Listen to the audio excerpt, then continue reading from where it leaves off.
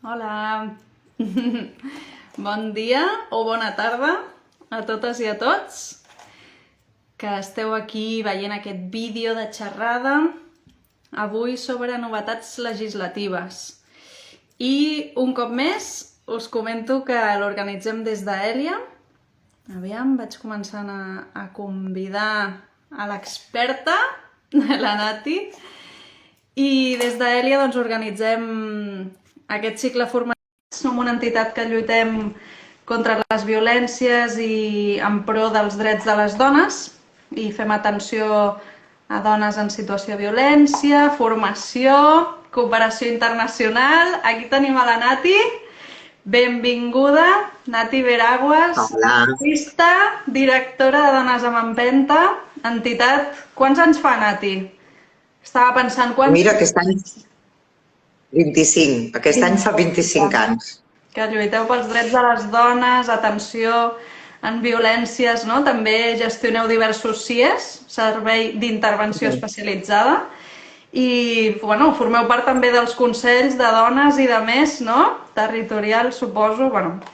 També per fer molta incidència. Jo crec que és un espai per fer molta catarsi, no? Perquè a mi em passa, Quan atenem a dones en situació de violència i veiem la realitat dels serveis, de les violències, de les necessitats, diem, bueno, això com a professionals ho vehiculem doncs a través d'incidència política, no? Perquè si no, hem de ser la veu de les dones també en molts espais. Així és que... Sí, perquè hi ha hagut moltes millores i molts avenços, però queda tanta feina per fer. Mare meva. Clar, jo amb 25 anys, ara fent una mica de retrospectiva, jo era molt joveneta i ha canviat moltes coses. Fa 25 anys no teníem ni la llei estatal, no es parlava ni de violència de gènere llavors. És a dir, que ens situem al 1996. Però bueno, han de canviar coses i coses. Però bueno, ahí estamos. Moltes. Poquet a poquet. Sí. O sigui que, bueno, això, la llei estatal, la llei catalana, i ara, també gràcies als moviments feministes, no? Doncs hi ha hagut aquestes millores que avui ens explicaràs i que hem de celebrar bastant, no? Aviam també com s'apliquen. Això és una altra història, que ja coneixem. Però bueno, de moment, conèixer els drets, no? Ja és important. O sigui que quan vulguis, Nati. Bueno, a mi, Èlia, moltes gràcies primer per l'entitat que m'ha convidat a participar, no?, d'aquests vídeos en directe que feu amb aquestes noves modalitats, que a mi em fa molta gràcia. Jo soc una clàssica de gent reunida en una sala, però bueno, és a dir, que és interessant la idea de que hi hagi companys i companyes que ens vegin amb aquest format. Llavors, bueno, doncs moltes gràcies primer per haver comptat amb nosaltres, a Dones amb Empenta, per haver-me demanat a mi que us faci com aquestes pinzellades. És només una horeta i parlarem de dues lleis. És a dir, penseu que, a més, com no sabem qui és, no?, qui ens està mirant, no sabem si són professionals o gent molt activista que porta molta trajectòria o gent que no li sona. Així que farem unes pinzelladetes molt senzilletes, molt bàsiques, comptant que si algú no està familiaritzat amb la legislació ho pugui entendre i pugui anar seguint. Primer de tot, si us sembla, centrem la llei catalana. La llei catalana que ha tingut ara una modificació. La llei catalana del 2008, del dret de les dones a erradicar les violències masclistes, va sortir el 2008 i feia uns anys que necessitava d'una bona actualització. Perquè el 2008 va ser molt novedosa i molt interessant, però clar, els discursos van avançant, van haver coses que en aquell moment van quedar en el tinter, sobretot, per exemple, la violència institucional, que no estava suficientment, no hi havia el consens necessari a nivell parlamentari perquè això tirés endavant, i després han anat apareixent altres violències, que llavors no eren, no tenien tant ressò. És a dir, el moviment feminista, la demanda de les dones, ha fet posar a l'agenda política la necessitat d'aquesta reforma. Aquesta reforma va ser, i això és important tenir-ho present, va ser una iniciativa de l'oposició, del partit polític En Comú Podem, i després la resta de partits van fer una feina de consens, d'aportació, de pacte, és a dir, que s'ha de reconèixer que va haver una voluntat de tirar endavant la proposta. Però dic que és una iniciativa de l'oposició perquè, clar, no va haver un procés participatiu d'aquesta reforma com es va fer quan la llei del 2008 era iniciativa de govern, que va haver tot un procés participatiu d'entitats. Al fer-ho així, a través d'una proposta de l'oposició, s'ha fet a través de compareixences. Però primer de tot centrem què és la llei del 2008. Abans de la 2008 hi ha el 2004 estatal. El 2004 estatal parla de primera vegada de violència de gènere a l'estat espanyol. I utilitza l'expressió violència de gènere, que la normativa internacional feia referència a la violència que s'exerceix contra les dones pel fet de ser dones, és a dir, és un concepte molt ampli. Però el legislador estatal ho redueix a violència masclista, és a dir, a violència de gènere, a la violència exercida dels homes contra les dones en contextos de relació sentimental, de noviatge, de parella, no relacions esporàdiques, això també s'ha de tindre en compte. El legislador estatal, el 2004, és una de les lleis, no dic legislador o legisladora, em sap greu parlar en masculí, va ser una de les lleis més innovadores inclús a nivell europeu. Però és una llei que ha quedat molt desfasada. És que només parla de violència en l'àmbit de la parella. Aquesta llei, és a dir, va haver modificacions del Codi Penal, és una llei que es centra molt en el tema de la denúncia, que comença a parlar de drets a la recuperació, a la reparació, això és el 2004. Quan surt la llei catalana, és una llei catalana d'àmbit de competències de la Generalitat de Catalunya. Això s'ha de tindre molt clar, perquè si no la gent es confon. El Codi Penal és competència estatal. Què fa? Quin és l'àmbit de competències de Catalunya? Doncs definir conceptualment quines són les obligacions de les administracions i professionals de Catalunya i establir la xarxa i els drets d'atenció, recuperació i la metodologia i el model d'atenció. I el que obliga a l'administració de la Generalitat i administracions de la comunitat autònoma i a professionals. És a dir, que no confonguem. Quan el 2008 la llei catalana fa servir una nova expressió que és violència masclista i torna a situar violència masclista des d'un lloc ampli. Totes les violències que són rebudes a les dones pel fet de ser dones en una societat patriarcal. Això són, diguéssim, és un marc molt més ampli que la violència que defineix el legislador estatal, que era violència a l'àmbit de la parella. El 2008 surt aquesta llei, és molt innovadora, però això també té una altra cosa superpositiva, que és que no centra en la denúncia. La denúncia és una eina més que les dones poden articular, però els drets a l'atenció, a la recuperació, tots els drets articulats per la Generalitat de Catalunya, no es condicionen a la necessitat de fer denúncia. Aquest és el marc del 2008. I el que deia abans, el 2008, al cap de 10 anys de valoració de la llei, les entitats del Consell Nacional de Dones de Catalunya, els moviments feministes, la societat civil, posaven sobre la taula que hi havia moltes violències que havien quedat fora, que necessitàvem com una reforma d'aquesta llei i, el que he dit abans, és una iniciativa de l'oposició i per això es fa d'una manera diferent. Perquè també ha tingut crítiques al fet que no tingui un procés participatiu, que el Parlament, el procés participatiu és a través de les esmenes que fan els partits polítics i hi ha la possibilitat de compareixences. El que sí que no és veritat que anés pel tràmit d'urgència. Aquesta llei es va presentar en tràmit normal, però va haver una pandèmia pel mig, s'acabava la legislatura i la llei, el que van fer un pacte entre partits polítics per reduir les compareixences, perquè no fos una compareixences llarguíssimes. Llavors, què fa aquesta llei? Doncs mira, començarem pel que ha fet més soroll, i així ens ho traiem ja de sobre, perquè molta gent ha criticat aquesta suposada ampliació a les dones trans i que això esborrava el contingut de la llei. Les dones trans hi han sigut sempre.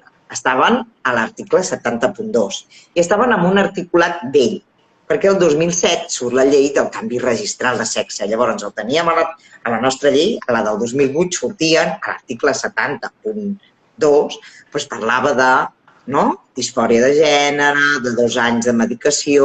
Llavors, el que s'ha fet és posar les dones transgènere, és a dir, deixar d'utilitzar la paraula transsexual, parlar de transgènere, no condicionar el reconeixement dels drets a cap procés mèdic, sinó a la identitat de gènere, i nombrar-les en l'article 2, que ja hi havia les nenes. És a dir, l'article 2 deia que les referències a la llei incloïen a les nenes. És a dir, que quan diem dones, també hem de pensar que allà hi van nenes, adolescents i les dones joves, clar. Ara només diu que també s'inclou a les nenes i adolescents transgènere. Llavors, això, és a dir, ja sé que sigui molt contundent, però és a dir, l'únic que fa és posar un agent a l'article 2 i reconèixer drets. Drets com a dones que poden viure violència masclista. Que, a més rebin violència pel fet de ser trans segurament, però estan en la llei pel fet que elles, no?, viuen com a dones i que, com són visibilitzades com a dones, reben la violència que la resta de dones... De tipus masclista, clar. Clar, de tipus masclista, pel fet que no, estableixen relacions, o són assetjades laboralment, o són pel fet que són visualitzades com a dones i són víctimes del patriarcat. Malgrat que segurament se'ls hi sumaran altres violències. Això sobre l'ampliació dels subjectes, que és la idea de donar més drets i de reconèixer, no?, és a dir, aquesta necessitat. Però després, tot aquest soroll, a vegades ha tapat una llei que realment ha sigut molt interessant, perquè el que ha fet és una incorporació molt més àmplia de conceptes molt interessants. Per exemple, un concepte que ha afegit la llei és el concepte d'interseccionalitat, que no és un concepte de multiculti o diversitat. És a dir, no és aquesta idea com clàssica de tots som diversos. No. No va per aquí. El que està dient a la interseccionalitat és que hi ha intersecció d'opressions i que en un model d'atenció i un model d'abordatge has de tindre totes les opressions, tots aquests nivells diferents d'opressió que una persona pot patir per fer una intervenció realment ajustada a la seva necessitat. Parla, per exemple, d'altres conceptes molt interessants com la diligència deguda, és a dir, de les administracions i de professionals, d'actuar amb diligència, que no només és actuar bé, és actuar ràpidament i també, entre cometes, persegueix l'omissió. Amplia violències, amplia noves formes de violència. Per exemple, amplia la violència obstètrica, que això també era una demanda de molts col·lectius, el fet de no informar les dones, d'ometre els seus drets a l'hora d'algunes intervencions mèdiques, que siguin realment tractades com a persones adultes que poden entendre un procés, no infantilitzades per la ciència mèdica. És a dir, aquí hi ha hagut molts col·lectius de dones que ho han reclamat. Posa com a forma, però també com a àmbit, la violència digital. Que això sabem que és una cosa que ha anat a més. Mira on estem ara, aquí parlant amb Instagram. Llavors, ara és forma, però també és àmbit. Forma en quin sentit? Que un maltractador utilitza totes les eines que té per assetjar la seva víctima i per vejar-la, humiliar-la, assetjar-la. Per tant, l'àmbit digital també era una forma. Però també és un àmbit, perquè és un àmbit de la personalitat. És a dir, la gent té una presentació en públic, en xarxes digitals, en el que ella expressa, el que vol mostrar als altres. Per tant, si una persona ha de sortir de les xarxes per la pressió, entre cometes, que rep d'un assetjador, també l'afecta un àmbit de la seva, entre cometes, personalitat o de la seva vida. Per tant, són formes i àmbits ara. Parla també la llei de violència de segon ordre. La violència de segon ordre, aquesta és molt interessant per les professionals, ja veuràs. Professionals i xarxa de relació d'una víctima de violència masclista. Parla de la violència que pot rebre una persona que ajuda a una altra en situació de violència masclista, tant sigui professional com sigui, per exemple, de la xarxa d'amistats. Ha passat que dones que han acollit una amiga a casa després han sigut assetjades, no? Doncs se'ls reconeix que tenen el dret a poder accedir als recursos i els drets de reparació, recuperació que els doni la legislació. Pensem també en habilitar a la persona que ofereix suport a les víctimes o supervivents. Pensem també en el tema dels professionals. És una realitat que es va veure, jo sempre ho dic, el tema de la Juana Rivas va ser és a dir, que van perseguir la Juana i a tota la xarxa que li va donar suport, xarxa professional i xarxa, diguéssim, emocional. Això també ho hem vist nosaltres, que algun agressor ha denunciat el centre d'atenció primària o les professionals perquè la dona va portar la criatura al metge i la van atendre. I és com intentar dificultar, intentar judicialitzar també tot i dificultar, violentar la vida de les dones a través de l'assetjament a professionals també. Ho veiem. Sí. I en el fons que els professionals els hi faci por ajudar. És a dir, marmar, entre cometes, l'àmbit d'actuació. És a dir, aïllar la víctima, que la gent li faci por fer informes, que la gent li faci por, Sí.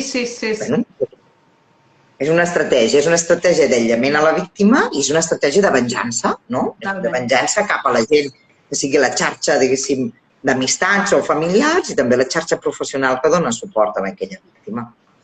A més, sabem que com més perversillo és un, millor se li dona aquestes coses. Vull dir que, no? En el tema dels abusos sexuals a la infància, quan comences a veure un perfil molt litigador, a vegades el que hi ha és una persona que està activant tots els recursos per poder tapar la seva conducta. Després parla també de violència vicària. Violència vicària, és a dir, sí que és veritat que als nens i les nenes durant tot aquest temps se'ls ha donat, és a dir, que s'ha anat posant més els ulls i el focus cap al patiment dels fills i filles. Però la violència vicària també parla és la violència exercida contra els fills, però la intenció és fer mal a la mare. És a dir, que l'objectiu no és tant produir dany als fills, sinó que els fills o filles són instruments per continuar tenint el control, el patiment i el sometiment cap a la mare. Això, Nati, és tan habitual és un mite imaginar que potser la violència acaba amb la ruptura d'aquella relació, la separació, i és com, ostres, després quin instrument hi ha d'exercir violència cap a la dona a les criatures, amb tantes visites i custòdies que es donen amb agressors. Aleshores, un element més de violència. Sí. O sigui que aquí la tenim a la llei com a violència vicària, sí. Violència vicària. Sí. Qualsevol tipus de violència exercida contra fills i filles amb la finalitat de provocar dany psicològic a la mare. Sí. Això també entenc que, la demostració d'aquests tipus de violència, serà una mica complicada. Hem de tindre totes presents que és llei autonòmica, és a dir, que el que dona és un marc conceptual pels professionals, per la ciutadania de Catalunya. Llavors, a la pràctica, diguéssim, el Codi Penal, o si es vol denunciar això, però com a mínim posa sobre la taula que aquesta violència existeix, és a dir, que la formació professional han de començar a escoltar, és a dir, per trencar aquest mite, perquè és que aquí acompanyem a dones en situació de violència masclista i fills i filles, és com desesperant, el mite del bon pare. És a dir, jo no nego que algun home pugui fer un procés i pugui recuperar una part, diguéssim, preservada de paternitat. Però, és a dir, és que no va així. És a dir, no estem parlant d'homes que han pogut fer un procés o que han pogut preservar, sinó que judicialment és com intocable la possibilitat de que és a dir, que un home exercit violència cap a les dones, però... I això és independent de les criatures, no? Sí, com si aquelles tres que han viscut aquelles criatures, aquelles situacions, no els afectessin. A veure si aconseguim anar creant sensibilització. Pel bé de les criatures, perquè a més aquí el que volem és que les criatures facin règim de visites relaxats, tranquils... Això s'ha de dir perquè és molt trist. Perquè aquí la intenció de les mares no és mai prendre els nens als pares, sinó preservar-los de conductes que els puguin afectar. Apareixen també nous àmbits. L'àmbit digital, que ja havia dit també com a forma, parla també de la vida política, que això és molt interessant. És a dir, de la violència que reben les dones que estan, entre cometes, a l'àgora pública. No només vida política la dels partits, també pensem una idea més àmplia de què és exercir la política. I que les dones que exerceixen política tenen una pressió per ser dones que ret diferent. És a dir, pensem en casos que són com s'assetja les dones, és a dir, els vestits, que si són guapes, que si la seva vida personal, però per favor, alguien ha dicho si el Zapatero o el Gallardón o el Rajoy eren guapos? És a dir, i a més el tipus d'amenaces que reben, que et violaré o malfollada, és a dir, que hi ha un atac, ja no és a dir, un atac a les dones que s'atreveixen a estar en política pel fet de ser dones estar en política. És com una idea patriarcal de com t'atreveixes a estar aquí. Sí. I que això afecta, perquè clar, si les dones que estan en política són assetjades pel fet de ser dones des d'aquell lloc diferent, que se les qüestiona des d'un altre lloc, doncs que també parla d'això. Després, a la reforma, s'introdueix la violència institucional, àmbit institucional, que són accions i omissions de l'autoritat, del personal públic, d'agents de qualsevol organisme i institució pública que tinguin per finalitat retardar, obstaculitzar o impedir l'accés a les polítiques públiques i l'exercici de drets. Això s'haurà de definir més, És a dir, el que haurem de veure és com donarem cobertura a la violència institucional. Exacte. Aquí t'anava a dir que m'han comentat que des de l'Institut Català de les Dones començaran a recollir les queixes de violència institucional. I després no sé com es vehicularà, si a través del síndic de greuges o de quina manera, però bueno, sí que hi haurà aquest instrument. Clar, però el que passa que violència institucional no és només recollir el que no funciona, sinó les omissions. És a dir, violència institucional és que si, no? És a dir, que si tu tens dret a un dret, per exemple, a habitatge, que no n'hi ha. És a dir, és una caixa de Pandora, depèn de com s'obri. Per això jo crec que no es va acceptar el 2008. Ja veurem ara realment com l'ampliem, També potser les entitats de dones hauríem de començar a pensar quina canxa li donem a la violència institucional. Sí, perquè aquí, Nati, una pregunta, també vinculat al que deies de les diligències degudes i de més. Si s'acredita que és així, que hi ha tantes llistes d'espera per entrar a recurs d'acollida o que l'acompanyament psicològic, doncs això, també té una llista d'espera, etc. No compleix la diligència deguda, potser podria, no? Si s'identifica que no s'hi han posat els recursos oportuns, no sé si pot ser violència institucional i si hi ha una forma d'exigir això, no? Resposta immediata en situacions inclús d'alt risc. Clar, el que haurem de veure és com se li dona cobertura a això, perquè nosaltres tenim la llei de procediment administratiu que parla de la negligència de l'administració. La llei catalana amplia què podem considerar violència institucional. La història és com ho farem per activar-la, quins mecanismes, quin seguiment tindrà, quines conseqüències, no? Bé, això falta desenvolupar-ho més, De moment ho tenim anunciat, però s'haurà de concretar. Mira, Nati, ens pregunten que si la violència institucional també pot ser per part de les organitzacions, encara que no siguin administració. Bé, la llei parla de qualsevol organisme o institució pública. Home, si són, diguéssim, institucions que reben finançament públic o que estan molt vinculades a lo públic, però en principi es pensa més, no?, com a administració. Però no sé, ho hem de veure, hem de veure com es va plasmant això, com s'articula i després l'ús que se'n dongui, no? També, perquè a més no només les dones que estan en situació de violència potser no fa falta, que hagin de lluitar contra Goliat. Potser el que ens haurem de plantejar les entitats és si ho fem nosaltres. És que això, Nati, també ens ha passat, que ho hem sentit, que potser en alguns recursos d'acollida hi ha dones que s'han sentit molt revictimitzades i, clar, la resposta era, poseu queixes, reclamacions, etc., als recursos, i és com, ostres, dones en situació de violència que entren per situació de risc, no? Estan en situació de vulnerabilitat, potser amb criatures, és que els estem demanant a aquestes dones, no? O sigui, nosaltres no, però vull dir, què se'ls està demanant? És, exacte, un esforç molt titànic i no pertoca. Jo crec que hauríem de, ja t'ho dic, però s'ha de concretar, que hauríem de sortir d'una mica d'aquesta idea de que les dones, a més, hagin perquè el que està passant és que moltes dones ja tenen prou de feina, en tirar endavant amb la seva vida, amb les seves criatures, amb les seves circumstàncies, i després al cap d'un temps s'ho poden plantejar, però també, és a dir, no sé, és a dir, que és com costós, és engorrós, és a dir, que no sé, és a dir, que a mi em poden passar coses amb el meu ajuntament i no estic tot el dia denunciant-me, malgrat que em fan molta ràbia, saps què vull dir? Per posar un exemple. Llavors, hauríem de pensar, amb la violència institucional, no sé, és a dir, ja anirem veient, les entitats de dones pensar-ho com el litigi estratègic, no? Sí.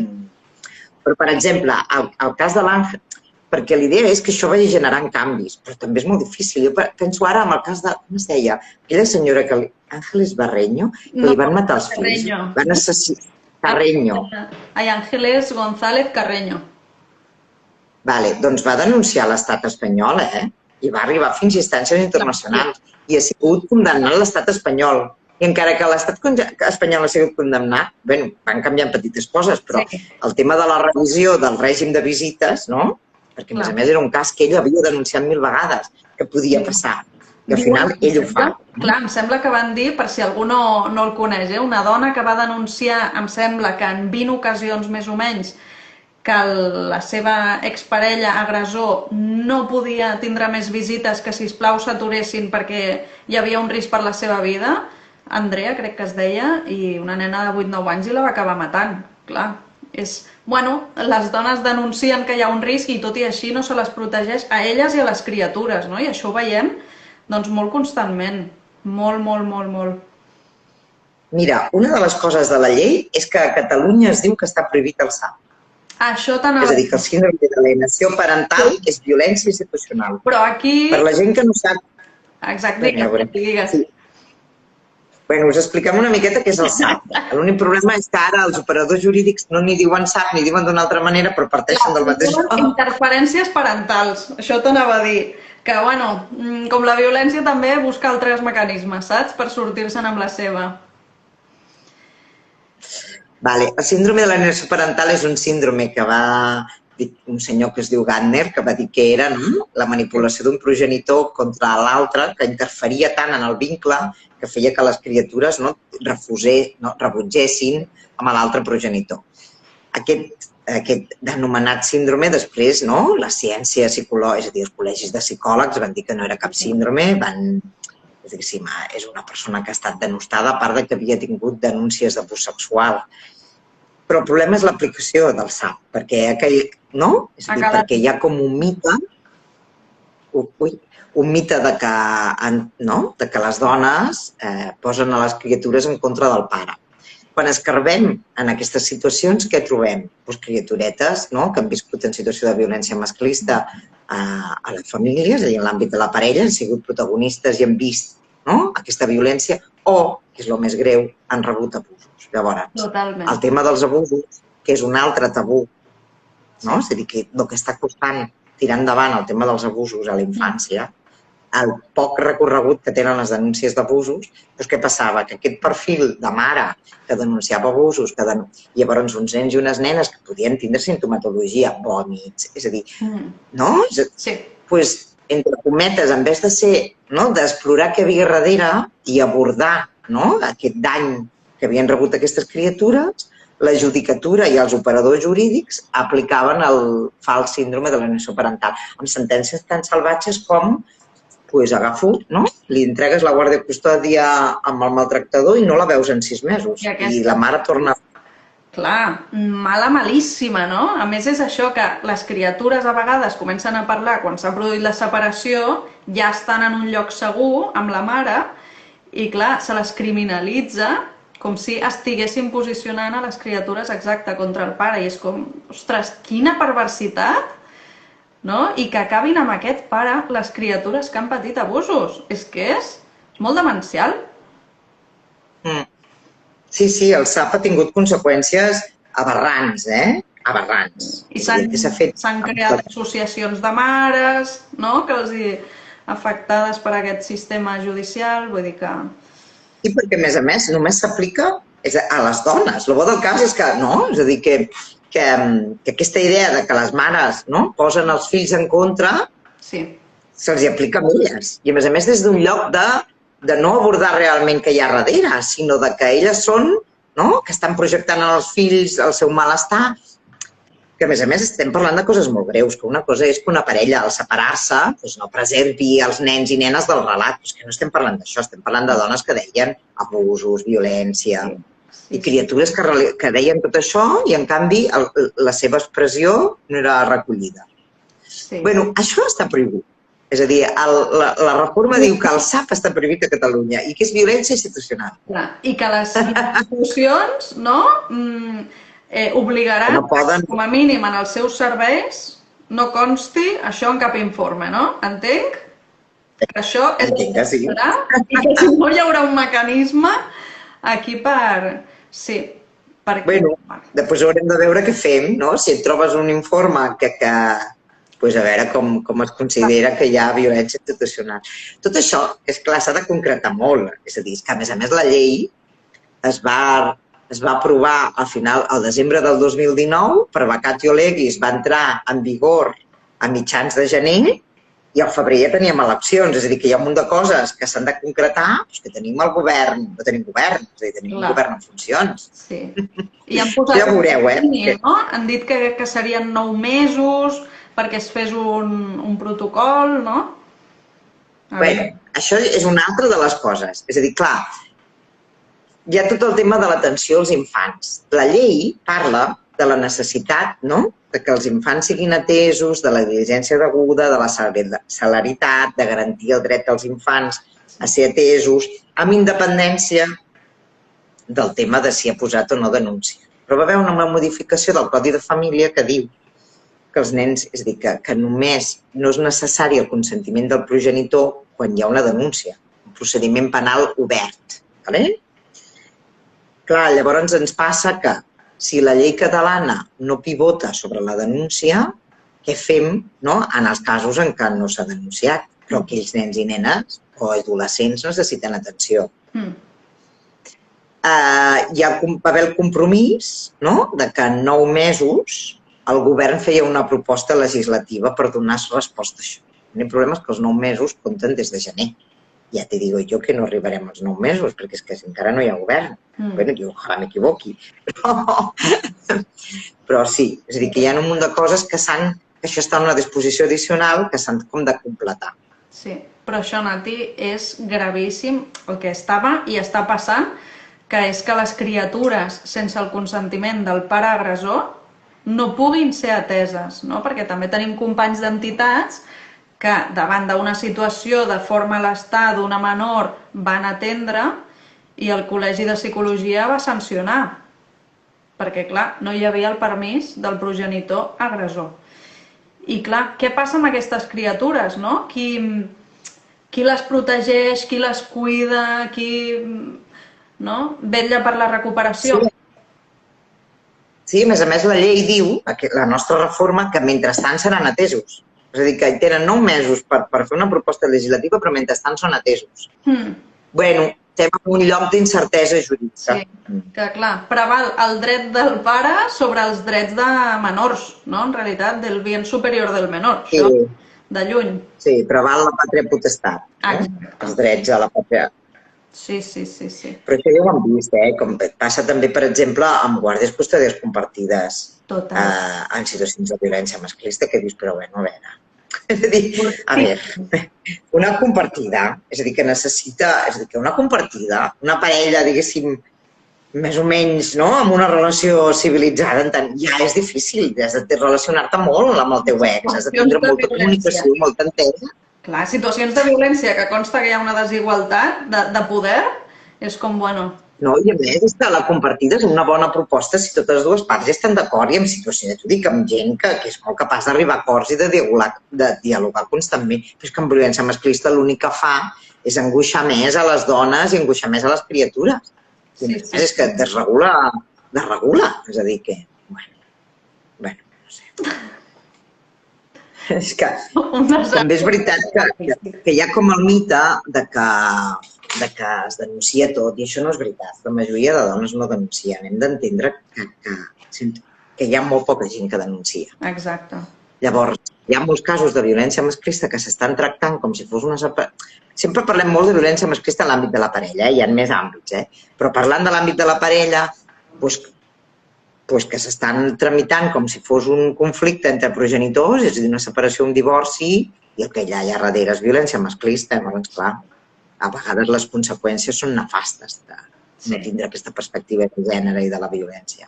I tenim moltes dones molt angoixades, amb criatures a vegades petites i de més, que ens diuen, ostres, és que fins que la meva criatura no faci 18 anys no em podré, ni aleshores, però bueno, lliurar de l'assetjament i violència d'aquesta persona, no? També és així.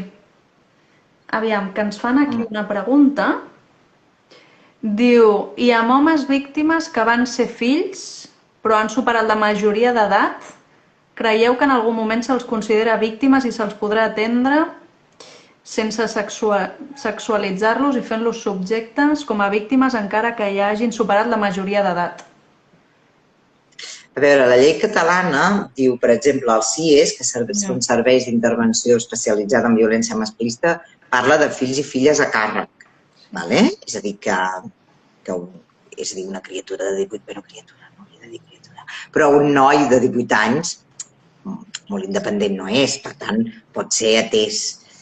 També hem de pensar que molts serveis també tenen a familiars. És veritat que és veritat que un noi que ha viscut com a fill i que vol fer un procés de reflexió i de reconstrucció i de revaloració de conceptes, li hauríem d'oferir aquesta oportunitat, perquè és molt interessant que pugui elaborar el que ell ha viscut i perquè, a més, sabem que és una persona que està amb aquesta voluntat de parlar-ne i de tindre un espai, el que està trencant és amb la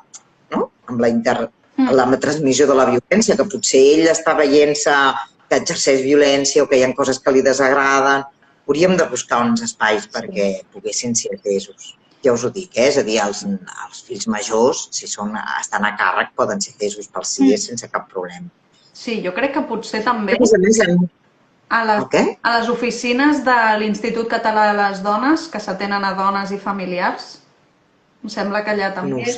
En principi, el Servei de Barcelona, del SARA, Servei d'Atenció, Recuperació i Acollida, atén a familiars també. El que passa és que és atenció a dones que estan en situació d'alt risc. Clar, no sé si a familiars en qualsevol cas de risc o només a familiars en cas d'alt risc. Bueno, és una cosa molt important, no? També això, la violència i l'impacte que pateix l'entorn. Perquè a vegades, vull dir, familiars, amistats... I en aquest cas, el que planteja no és un impacte de l'entorn, és que és víctima. És a dir, que aquell nen ha crescut com a fill, que potser ha viscut també violència, és a dir, i a més ha estat en un model de família que ha de poder elaborar i reconstruir per poder estar al món des d'un altre lloc. És a dir, que és interessant pensar que tots hi ha un espai. Sí. Molt interessant. Què més d'aquesta reforma de llei? Aviam. A veure... L'àmbit educatiu... Sí, també hi ha tot el tema del consentiment sexual. Molt important. És a dir, sí, parla del consentiment sexual, però no ens confonguem, perquè no és una llei estatal. És a dir, hi ha una part que és el consentiment sexual, que després per això donarem dues pinzellades de la llei del sí és sí. És a dir, que aquella, que és àmbit estatal i aquella pot modificar el Codi Penal. La llei catalana no. Però sí que parla de començar a entendre què és el consentiment sexual. És com molt interessant, no? És a dir, que la voluntat expressa de la dona, no només al començament, sinó durant tota la pràctica sexual i en totes les pràctiques. I, a més, no posar en una situació en què la dona no pugui expressar, no? És a dir, aquest consentiment, és a dir, que també posar... Això se n'ha parlat molt i se n'ha fet molta...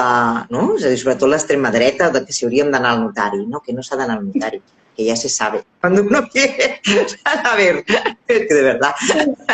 No, és a dir, que a veure, si no te'n pots donar compte si l'altre vol o l'altre ja no sap ni com es diu. Hi ha bastant poc l'altra persona, sí. Per favor. Bueno, el que s'haurà de fer, després ja incorpora moltes coses, la llei, principis orientadors, per exemple, l'obligació. Va complementant coses de l'articulat que havien quedat com fluixes, d'àmbit d'educació, de parlar de coeducació, de formació del professorat, formació a professionals més àmplia i obligatòria. Els partits polítics parlen de l'obligació de tindre un pla intern d'igualtat i també el tema d'un protocol d'assetjament per evitar les violències masclistes. Sobre els forços i coses de seguretat, hi ha tot el tema de l'obligació de la policia de requerir al col·legi l'assistència lletrada des del moment inicial de la denúncia. Això no és d'aquesta llei. A l'Estatut de la Víctima ja diu que les víctimes tenen dret a estar assistides pel col·legi des del minut... pel col·legi, entenem, per als advocats i advocades, des del moment de posar la denúncia. Llavors, això és el que t'anava a dir. Ara el que es diu que... Sí, és a dir, que ja venia d'abans. És a dir, aquí es reitera, i ho posa en aquest cas en lloc dels Mossos, no? Que han de demanar l'assistència lletrada. També s'ha de garantir els col·legis d'advocats i advocades, no?, de l'advocacia, que garantiran aquesta atenció. Exacte. Perquè, clar, hi ha, per exemple, territoris, no?, en el que hi ha pocs lletrats i lletrades que la recomanació és que no arriben, que tenen un altre judici, que no arriben. Això és molt important, realment, que la dona, quan posa la denúncia, ja conegui l'advocat o advocada que l'assistirà, no només per un tema d'informació de drets, és també per sosteniment emocional. És a dir, que l'endemà anar al jutjat i conèixer allà l'advocat i l'advocada que no ha escoltat el relat, que no ha pogut complementar amb preguntes... Bueno, jo crec que si aconseguim garantir això, hi ha més possibilitats que les coses vagin millor. Sí, perquè nosaltres que acompanyem amb voluntàries a dones als jutjats, veiem tantes vegades que la dona coneix el seu advocat o advocada d'ofici 10 minuts o 5 abans del judici. Venga, cuéntame, mira, te ha tocado tal juez que no te va a dar la orden. O sigui, sense cap mena de sensibilitat, acompanyament de cap tipus. I justament estava veient aquest protocol del Col·legi d'Advocacia que dicta que tindran dret a l'assistència jurídica com en els casos de violència de gènere, que dèiem abans segons la llei, doncs ara els casos de violència masclista, que són aquests àmbits ampliats, doncs totes les víctimes de violència masclista tindran aquest dret d'assistència jurídica gratuïta que hauran d'assistir des de l'inici de la denúncia, que hi haurà un sistema de torn especialitzat 365 dies l'any a tots els partits judicials i que l'advocat o advocada d'ofici haurà d'arribar a comissaria o a jutjats amb un temps prudencial, però que hauria de trigar menys d'una hora, des de que Mossos citen a que arribi, no? Aleshores, bueno, curiós i agosarat. Em sembla bé. Una altra és si ho podran fer a determinats partits judicials, però em sembla bé. Perquè imagineu-vos una dona esperant més d'una hora. Saps què vull dir? El que estava passant ara, per fer justícia a Mossos, és que a vegades Mossos, ja els deia que tenien dret a advocat o advocada d'oficis, que m'ho han explicat, dona. El que passa que en determinats llocs de Catalunya, és a dir, si l'advocat o l'advocada no pot arribar amb una certa premura, és que no poden estar allà les dones, perquè a vegades tenen els fills esperant, o els tenen a casa de l'amiga, o tens allà les criatures. És a dir, que si no és ràpida l'assistència lletrada, al final les dones deien, no fa falta, ja el coneixeré demà. Però és que té un impacte negatiu, això. És a dir, que l'advocat o advocada no ha pogut estar present, és a dir, que no ha pogut ampliar en preguntes, i que després hem de ser conscients que les dones, a més, això ho sabem vosaltres i totes les dones, tots els professionals que hem acompanyat, que on hi ha més victimització és el sistema jurídic, és a dir, les dones relaten, és a dir, de tot el circuit de professionals que poden intervenir, on hi ha sempre les crítiques en el sistema jurídic. Nati. I no és amb els Mossos a l'hora de posar denúncia, és després tot el que ve, Sí, totalment. Mira, ens fan una pregunta molt interessant que diu que si hi ha alguna forma legal d'aconseguir eliminar l'obligació dels fills i filles de veure el pare assetjador agressor. Tenint en cuenta que estos hijos no quieren ver al padre, el punto de encuentro afecta psicològicament als fills i filles i ja està, i que no ha habido maltrato físico. A veure, és a dir, la llei, és que a vegades la llei diu coses que després el problema és que els operadors jurídics no apliquen.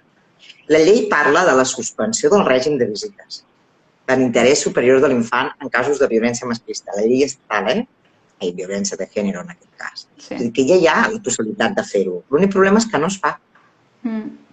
Sí. Perquè hi ha com una idea, no?, de lo sacrosanto, que és la pàtria potestat i entre cometes, a la relació paterno-filial. Que la relació paterno-filial és interessant, però és interessant si la pots, entenem-nos, si la pots treballar, si és positiva per les criatures, si pots recuperar alguna cosa d'aquella relació, si el pare ha pogut fer un treball d'introspecció sobre per què exerceia violència. Però és que hi ha relacions paterno-filials que són purament tòxiques. Llavors, l'interès superior de l'infant és que això quedi preservat d'aquesta toxicitat. I la llei ho diu, que es pot suspendre el règim de visites i la pàtria potestat, però no s'aplica. Clar. Sí, aquesta dona deia que era que tenien somatitzacions les criatures, que sí que hi ha uns efectes físics, tot i que no hi hagi hagut violència física. No, és que no fa falta que hi hagi violència física perquè les criatures tinguin una sintomatologia aparatosa, Sí. És a dir, és que no fa falta. És a dir, només haver vist la teva mare terroritzada, depèn del que hagis vist, encara que no t'hagin tocat mai un pèl, pots estar afectadíssim i afectadíssima. Sí. I com fer que aquests pares, que és dificilíssim, no?, doncs deixin de tindre visites amb aquestes criatures. Perquè, clar, des del jutjat ja s'intenta que el punt de trobada se restablezca el vínculo paternofilial perquè supuestamente està dañado, ¿no? I és com, bueno, és que no hay que restablecer nada, saps? O sigui... Que és un encàrrec, que és un encàrrec al punt de trobada que no vegis quin encàrrec, perquè clar, en un lloc, és a dir, el punt de trobada el que pot observar és el que passa, però que allà puguin, no? Sí, és que jo he treballat en un punt de trobada, Nati, i és molt dur que criatures s'hagin de trobar amb els pares agressors quan realment no volen entrar, fan temps resistint-se, mirant el rellotge, ja han passat 15 minuts, ja han passat media hora, com desitjant que passi el temps per no entrar i fer la vida impossible de les tècniques per impedir aquesta entrada a veure el pare que està esperant en una sala i després tot el que es donen allà, tota la violència que es dona amb la presència del pare allà. Vull dir, és que jo això ho he presenciat i no ho vaig poder sostenir, que vaig dir prou, saps, d'això, però criatures al punt de trobada, bueno, no ho sé, no sé, suposadament amb una supervisió de professionals, però res. A veure, el punt de trobada el que té és que preserva, és a dir, imagina't aquestes criatures sense punt de trobada, directament amb... veritat que com a mínim preserva la integritat, perquè no passen coses davant de les professores. Bueno, però a nivell emocional passen moltes coses, Passen moltes coses. Passen, sí. Però bueno, no passen les més greus, diguéssim, és que vull dir. Però és difícil. És que és una missió impossible. És que vaig veure un comentari que un pare agressor li deia a la nena d'uns 11 anys, li deia bueno, és que tu de petita anàvem als parcs d'atraccions i tot i no et feia mai por res, no? I la nena, que en tota la visita no li va dirigir la paraula ni el va mirar, li va dir només em feies por tu, saps? O sigui, bueno, saps? I jo intentant jugar amb la nena mentre el pare intentava parlar-li i era com... La nena no volia. Bueno, fortíssim obligar aquestes criatures, de veritat. O sigui que... Sí, a més, no se les ajuda, perquè potser aniria millor tindre un espai per elles, no?, per parlar de tot això, quan elles decideixin i tinguin la voluntat de recuperar alguna cosa, en positiu, si poden rescatar alguna cosa en positiu. I ojo a les mares que dificultin aquestes trobades, per protegir i preservar, però que les dificultin. Bueno, també. Sí. Escolta, que ens queden 5 minuts i no hem parlat de la llei sí. Doncs mira, jo tenia molta por, pensava, però què farem parlant jo una hora aquí? I si ens descuidem ens hi passem dos. Bueno, si passen 5 o 10 minuts no passa res perquè ja l'Instagram no tanca automàticament a l'hora. Això és així. Una cosa, Nati, molt important, que em sembla que té molt a veure amb la llei de violència abans de que canviem, és que vaig veure que la llei orgànica de protecció a la infància i adolescència de violència coincideix, en què diu que elimina la guarda conjunta cuando haya indicios de violencia de género y elimina el síndrome de alienación parental. Després ja diu que la prescripció de casos d'abusos a partir de 35 anys, prova preconstituïda fins als 14... Bueno, altres qüestions, però sí que les que coincidien amb tema de violència masclista a infància també és important, aquí com, que es vinculin, que tinguin... El que passa que aquesta llei encara té molt tràmit parlamentari, és a dir, Vull dir que hem de veure com acabarà i com... Després també hi ha crítiques que li falta una mica de perspectiva de gènere. És a dir, que a l'hora d'abordar els abusos sexuals a la infància, és veritat que hi ha nens que són abusats, no serà negat, però hi ha un impacte de gènere, és a dir, el percentatge de nenes en relació als nens és abismal i després, és a dir, l'accés al cos de les dones, encara que siguin petita infància, té una perspectiva patriarcal, és que no té més. És que és un 24%. Això sí que és una crítica, però ja veurem, perquè a vegades quan es llegeixen els anteprojectes molt a l'inici, després passen mil coses. Però bueno, és un avanç. Per exemple, tot el tema de la prescripció, les professionals sabem que els abusos es poden verbalitzar, no als 18, no, molt endavant. És a dir, hi ha gent que és quan es confronta nosaltres a la pràctica del dia a dia, de treballar amb víctimes, no? Que és quan a vegades confronten amb la maternitat i de cop recorden. I és real que llavors estan recordant. És a dir, que en aquells moments són capaces de posar nom a aquelles sensacions o dones que relaten això. És a dir, que de cop tenen la imatge. És a dir, que ha sigut una cosa que han tingut allà tapada, que els donava un símptoma que... diversos sintomatologia amb la relació a la seva sexualitat o el cos o la percepció dels altres, i quan són realment ja molt grans, entenguem-nos, que són adultes, llavors és quan recorden i poden denunciar. O gent que ha recordat abans però no és capaç de dir-ho fins... Llavors, està molt bé que s'allargui el termini de la prescripció, perquè això era una salvatjada. No pot ser que se'n vagin de rosites sense ser ni jutjats, perquè, a més, aprofitant-se del dany que han causat a la víctima, que no pot ni verbalitzar el que li ha passat, que no pot ni afrontar un procediment penal. Sí. A mi em sembla que és una gran notícia que això es comenci a parlar i a posar sobre la taula. Però hi ha aquestes crítiques. Sí. I posem-la molt entre cometes, perquè com falta tant, està tant al començament del... Sí. És que jo ho trobo tan impactant, la prevalença, no? O sigui, el volum d'infants, adolescents, dones, és igual, homes també, però bueno, que han patit abusos sexuals, perquè clar, així en general, el volum general diuen un de cada 5 o una de cada 5 criatures, que clar, si li poses el gènere aquí, dius, bueno, de nenes és una de cada 4, no? Un 24%, jo penso, de nenes o adolescents o dones que coneixem que han patit o estan patint abusos sexuals. I dius, però quina barbaritat és aquesta? No? De nens em sembla que era un 18%, que també és moltíssim, Però vull dir, uau! I què s'està fent per aquestes criatures? Vull dir, és fortíssim.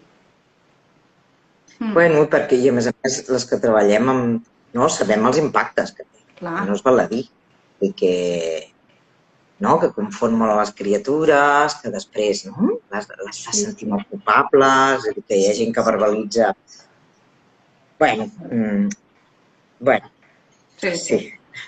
I que, a més, és una espècie com... Això sí que és David contra Goliat, el de denunciar els abusos, quan encara ets petit, no? És a dir...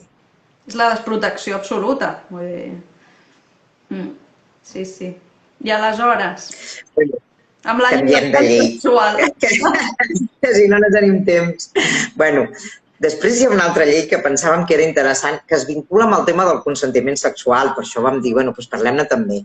Passa també el que he dit abans de l'infància, que ha estat tot just a les beceroles, Però, ja hi ha coses que s'anuncien. Estem parlant de la llei del sí és sí, no? Sí. És aquesta com la manera que li han posat a nivell popular. Que el que és una... parla, és anteproyecto de ley orgánica de garantía integral de la libertad sexual. A veure, és una llei interessant. La primera crítica seria que no es desvincula de violències de gènere. En el fons, és tot violències masclistes i potser el que hauríem de pensar és ampliar la de violència de gènere estatal incorporant la resta de violències. Però, és a dir, suposo que han fet el que han pogut. Treuen una llei i la llei aquesta només es parla com si modifiqués el Codi Penal. I hi ha una modificació del Codi Penal, que sí, ha rebut moltes crítiques. Però que rebi crítiques del Consell General del Poder Judicial, mira, vamos bien, perquè sempre, quan alguna va bé, ho critiquen. És a dir, hi ha tot el tema de com s'articularà aquest consentiment, que estava donant molts problemes, perquè no parem de tindre sentències en el que generen molt malestar, no? Aquesta consideració d'abús, no? Aquesta diferència entre abús i agressió, Sí. que ara direu, però què voleu les feministes? El cadalso? No, no volem la guillotina, però la sensació d'impunitat, Hombre, bueno, construeix imaginari, No, guillotina ni cadalso, ni presión permanente, pero como mínimo que, jo què sé, una mica de proporcionalitat totalment. i sobretot un tracte just, a les víctimes de violències sexuals. Sí. Però ara ja ens estem anant. La llei el que fa en tot l'articulat és començar a parlar, no, de dret, no, a l'atenció, a la recuperació, a la reparació. A més, és interessant perquè deixa d'articular-ho a través de la denúncia. És una miqueta com la llei catalana, també parla de la possibilitat de que les dones no denunciïn i, en canvi, tinguin dret als recursos. Parla, per exemple, dels drets. Això s'haurà de veure com s'implementa i realment com se li dona, però parla, per exemple, de creació de noves estructures de suport, com els centres de crisi de 24 hores. Que això és molt incert, És a dir, perquè, clar, com s'implementarà, quin model tindrà, com s'assumirà el que ja existeix en una comunitat autònoma, per exemple, aquí a Catalunya, no? És a dir, quin serà el nostre model d'abordatge de les violències sexuals i com aquests centres hi encaixaran. És a dir, que hi ha moltes incerteses. Però és veritat que ja parla d'això, no? És a dir, i parla molt també de drets en un sentit ampli. És a dir, que d'aquesta llei només se n'està criticant per la reforma del Codi Penal i resulta que la reforma del Codi Penal és una disposició addicional que tota la resta de contingut, hi ha un contingut molt interessant que parla, no?, de tota aquesta idea, no?, de l'abordatge integral, del dret a la recuperació de les víctimes i que, que falta, diguéssim, abordar què farem amb el Codi Penal i el model d'atenció, no?, de la judicatura a les víctimes de violència. Que potser aquesta llei no ho soluciona perquè hi ha coses que són de pur procés. Doncs sí, el problema és que el procediment penal té el principi de presumpció d'innocència i, per tant, a la víctima hi recau, no?, la càrrega de la prova. El tema de provar. Però, clar, l'agressivitat, no?, tot el que està rodejant a les víctimes per fer caure el principi d'innocència és que clama al cel. Mira, és que fa 4 dies sortia el cas aquest de Sabadell, amb aquelles declaracions amb aquella noia, aquell fiscal amb aquell interrogatori. I després hi ha coses com, per exemple, els mitjans públics difonent la veu d'aquella noieta que tenia 18 anys quan la van violar, que tenia 20 quan declarava, que l'ha escoltat tota Catalunya dient coses gravíssimes.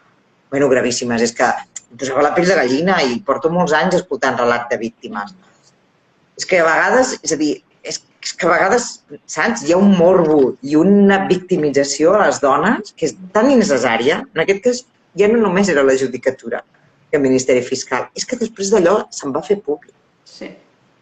No ho solucionarà, la llei del sí és sí, però de debò que hem de pensar col·lectivament com abordem les violències sexuals. Això no pot ser. No pot ser que les víctimes de violència no s'atreveixin a denunciar. No s'atreveixin a denunciar perquè és un viacrucis. I, a més, és un viacrucis real que hem vist col·lectivament, no? El cas de la manada de Pamplona, allò va ser un viacrucis el que li vam fer a aquella noieta. Sí.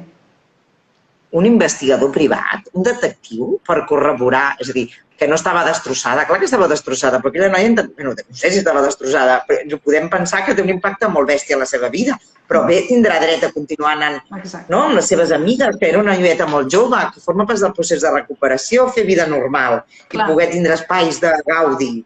Doncs perquè què era el que havien... Que van portar a judici que la noia... És la qüestió. Què s'està jutjant? El fet delictiu, el tipus delictiu, o s'està jutjant la vida de la dona i la seva llibertat, no? És que en realitat, sí, posterior a l'agressió, és que és tan fort, no? Vull dir, nosaltres ja tenim dones que encara els hi pregunten com anaven vestides. Vull dir, és fortíssim. Sí. És fortíssim.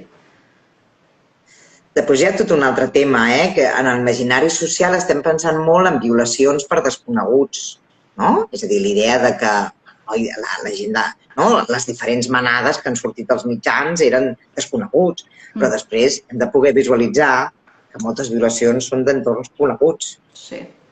els amics, els familiars, la teva parella. Exacte. Que això també ho hem de poder reivindicar, que hem de poder visualitzar les violències sexuals amb la seva globalitat. Que hi ha molta violència sexual. És a dir, que estem pensant molt en els casos, no? També de Aquests casos tan... Clar, és que... Sí, sí. Bueno, ja us ho dic, aquesta llei està molt a les beceroles encara té molt de tràmit. A mi em sembla que hi ha coses millorables. Coses millorables com, per exemple, que acaba parlant de terceria educativa, que és tot el tema de la gent que lloga a les treballadores sexuals i dius, però què hi pinta aquí? És a dir, que si hem d'enfocar tot el tema de donar drets a les dones que exerceixen el treball sexual i de, sobretot, perseguir les víctimes de trata, potser... És a dir, que hi ha coses que grinyolen i que dius, aquí no hi hauria d'haver aquesta... Però, bueno, que després hi ha coses com molt interessants en aquesta llei que crec que toca que les llegim, sobretot aquesta idea de parlar dels drets de recuperació, de l'atenció, de deixar ja a nivell estatal, de vincular-ho tot tant a la denúncia. Hi ha crítiques, per exemple, al model d'aquests centres de 24 hores de crisi, perquè hi ha gent que diu que té un model com molt encara forense, de recollida de la prova, però està molt al començament. Haurem d'anar veient a través de les aportacions dels partits polítics, de les entitats, i això, a més, com va agafant el rodatge i quin és el final. Però benvingut sigui qualsevol iniciativa que intenti modificar el desert que teníem ara. Que encara que surti una llei, després haurem de veure com impacta això en el procés jurídic i en els drets a les dones. Doncs sí. Però, bueno, anem treballant, perquè, mira, fent la referència que fèiem al començament, després de 25 anys d'experiència, anem lents, però algunes coses van canviant. Així que esperem que d'aquí 25 anys estem millor i que no es deixin de donar recursos a les víctimes de violència, que continuï sent una prioritat. Bé, que continuï sent, que sigui una prioritat, que a vegades tenim la sensació que no és una prioritat. Clar, que aquests drets siguin reals i efectius, no? I que hi hagi un compromís real de tothom, polític, ciutadania, tot l'entorn. Sí, sí, sí. Molt bé, Nati. Doncs què, ho deixem aquí? Ja està. Sí, si us sembla. Ja hem fet l'horeta. Escolta, no sé, és a dir, la primera vegada que ho faig per Instagram. Espero que us hagi agradat, és com raro, no? Parlar amb tu, saber que hi ha més gent, però no les veus. Sí, s'han anat fent preguntetes, no? És interessant. I, bueno, la gent que vegi el vídeo i després ja veurem. Ens anirem trobant por ahí, que ens escriguin per mail, per xarxes, el que sigui, i això. I que seguirem en lluita, oi? Ja per totes. Sí, sí. Molt bé. Moltes gràcies. Moltes gràcies a tu, Nati. Un plaer que m'hagueu convidat, No, gràcies a tu. Una abraçada i gràcies a totes les que esteu per aquí també. Adéu. Adéu.